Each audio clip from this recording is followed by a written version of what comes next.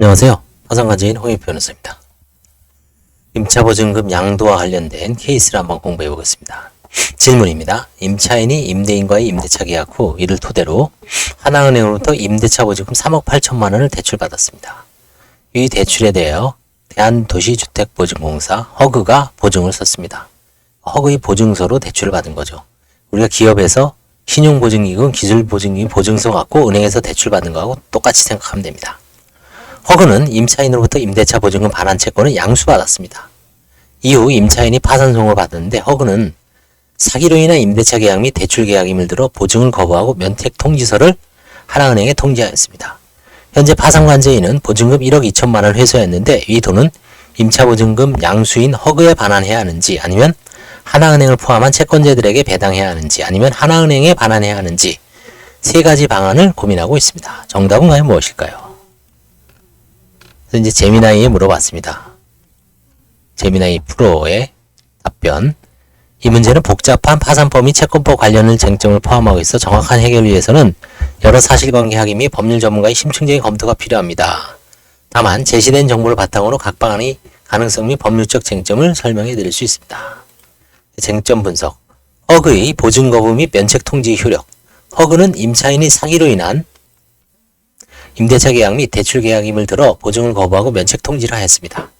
이 면책 통지가 법적으로 유효한지가 중요합니다. 만약 허그의 면책이 유효하다면 허그는 하나은행에 대한 보증 의무가 없어지고 하나은행은 대출금을 임차인에게 직접 청구하게 됩니다. 그 다음에 임대차 보증금 반환 채권인 양도 효력. 허그가 임차인으로부터 임대차 보증금 반환 채권을 양수받았으므로 원칙적으로 임대차 보증금 반환 채권자는 허그가 되겠죠. 그러나 사기로 인한 계약임을 들어 허그가 주장하는 상황이 되므로 양도 효력도 다툼의 여지가 있습니다. 자, 그럼 관제인은 어떻게 되냐? 파산관제인은 파산재단을 관리하고 환가하여 채권자들에게 배당하는 역할을 하는데 회수된 1억 2천만 원은 파산재단에 편입돼야 할 돈입니다. 하나은행의 채권. 하나은행은 임차인에게 대출해준 채권자입니다. 허그의 면책 통지가 유효하다면 하나은행은 임차인에 대한 일반 채권자 또는 대출 담보에 따른 특정 채권자가 됩니다.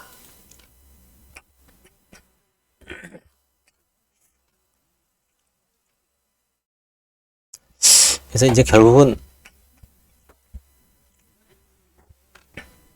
핵심은 여러분들이 이거 이제 대충 보시고 이거를 이제 뭐 장황하게 읽어보지 마시고 구글 노트북 LM으로 6분 정도로 이제 요약한 게 있습니다. 그걸 보면 오히려 그 성우들이 대화하는 걸 보면 쟁점을 정확하게 잡을 수 있습니다. 결국은 이제 하나은행에 면책 통지를 했는데 그 면책 통지에서 이제 뭐 전세 사기다. 임대인과 임차인이 그 전에 알고 있었다. 그 다음에 임대인 보증금 반환 채권 대출 기간이 만료 3달 전에 임차인이 이탈을 합니다. 집에서 주소를. 그리고 그 집을 임대인이 다른 사람한테 팔아먹고 그 돈을 갖고 전용을 합니다. 그리고 임차인한테는 3천만 원을 주고 이제 가 있으라. 그리고 나서 파산 신청을 한 겁니다. 그러니까 뭐 그 전부터 알고 있었으니까 약간 공모에 의해서 사기가 될 가능성이 높습니다. 그래서 임차인은 면책 불허가 시키고 다만 이때 파산 관제인으로서는 면책 통지 유효성이 그러면 결국 사기로 처벌받을 때까지 기다려야 되느냐. 나중에 뭐 사기가 입증이 안 되면 다시 이걸 하나은행에 줘야 되는지 아니죠. 허그에 줘야 되는지 기다려야 되는지 아니면 지금 입장에서 허그의 주장대로 면책 통지를 유효하게 보고 그냥 배당을 해야 되는지 그런 좀 사기 입증이라는 건 결국 수사기관에서 하는 거죠. 허그가 사기가 된다 그래서 사기가 확정되는 건 아니고요. 하나은행이 아야 무슨 소리냐 이거 사기 아니다 라고 다투면 결국 하나은행이 됐든 하나은행이 임대인하고 임차인을 전세 사기 대출로 인한 사기죄로 형사 고소를 하는지도 지켜봐야 될 겁니다. 그래서 일단은 1억 2,500인가요? 돈은 지금 보관하고 있고 원래는 이제 허그에 반환하고 끝내려고 그랬습니다. 재단 채권으로. 양수금 채권이니까 파산재단이 아니죠 이미. 근데 이런 돌발 변수, 사기로 인한 가능성은 상당히 높은 것 같습니다. 허그가 상당히 심층적으로 조사한 것 같아요. 임대인과 임차인이 전부터 알고 있었다. 이 사건 주택 이전에 뭔가 좀 조짐이 있었는 것 같아요. 그래서 뭔가 좀 짠 느낌이 납니다. 그래서 작전을 펴서 3억 8천만 원을 사기 쳐먹은 것 같아요. 그래서 임차인은 면책 불허가 시키고 일단 뭐 물론 아직 확정된 건 아니지만 형사 사건의 추이를 좀 보려고 합니다. 그리고 하나은행은 빨리 그 임대인과 임차인을 공모 공동정범에 의한 임대차 계약 사기로 이제 형사 고소를 해야 되겠죠. 특이한 사건입니다. 이런 사건은 제가 처음 봅니다.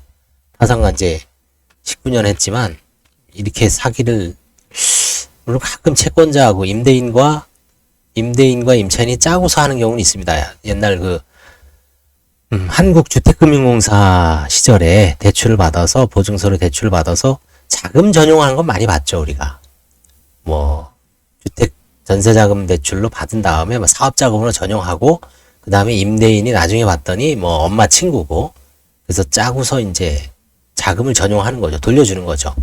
그리고 나중에 만세 부르고 파산 들어왔을 때 그 일종의 그것도 사기죠. 그건 이제 주택금융공사가 처결을 해야 될 문제고 여기서도 이제 허그가 사기로 인한 대출로 이제 보증을 못 해주겠다. 거부 사유가 이제 해당되니까 아무튼 이런 케이스가 있어서 이게 참 특이한 사건입니다. 그래서 이거를 제가 이제 제미나이에 한번 답변을 요청을 해보고요. 비교적 뭐 정확하게 물론 제미나이 답변은 이제 확정적으로 쓴 아직 흐름을 볼 수 있는데 나름대로 이제 그 법적 그 형식은 정확하게 갖춰서 자문해 준 것 같아요. 다만 사기로 인한 임대차 계약이 언제 이제 확정되느냐 그 문제에 따라서 이제 관제인이 행동하면 되죠. 이것도 이제 구글 노트북 LM으로 6분짜리로 정리해 봤으니까 그것도 한번 바로 연달아 올릴 테니까 참조해 주십시오. 감사합니다.